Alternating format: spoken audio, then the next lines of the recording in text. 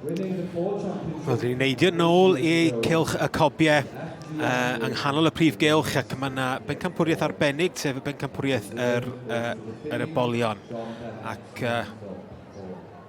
dyn lleol i fi sydd yn mynd ar wobr i'r Pencampwraig, i'r Pencampwr, sori, sef Gareth Andrew o'r Trallwng. Siw fi Gareth yn hynod falch. Mae Gareth yn dangos yn gyson ym mhob sioe, ym mhob sioe frenhinol am blynydde maith.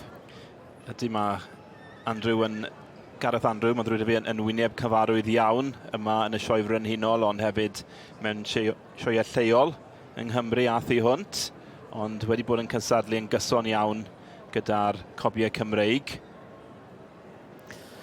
O Gareth a'i wraig Cheryl, a dwi'n nabod Cheryl yn dda iawn. Wrth i'n cefnogi'r sioe. Mae Jack y mab sydd yn tywys y gaseg hefyd, a Ben wrth gwrs y mab arall yn hynod frwdfrydig, yn licio'r magu a'r gwaed, ac yn falch iawn bod Gareth wedi cael y wobr yma. Wyt ti, David, yn nabod Gareth yn dda iawn, a dwi'n siŵr bod wneud i gytuno mae'n dipyn o gymeriad, yn dwi e? One-off yw Gareth, ac dyn ni'n hynod falch o hynny. Yn gweithio o ddydd i ddydd, yn cneifio neu'n pensio.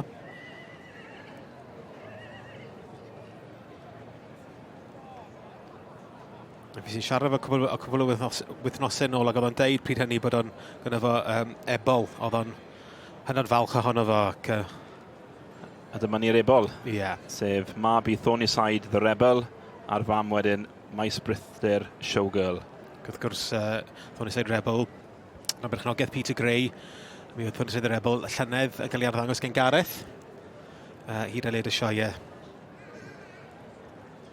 Show your appreciation, ladies and gentlemen, to the 2025 Welsh Cobs Foal. Wel, llongyfycheriau mawr i Gareth a Cheryl Andrew o'r Trallwng yn ennill Pencampwriaeth i'r Ebolion yn y sioe frenhinol, gyda'r ebol o Brydfa Maes y Brythder.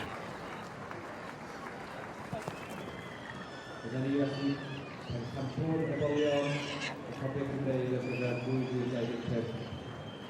Cobiau Cymreig, yr ebol Maes Brythder.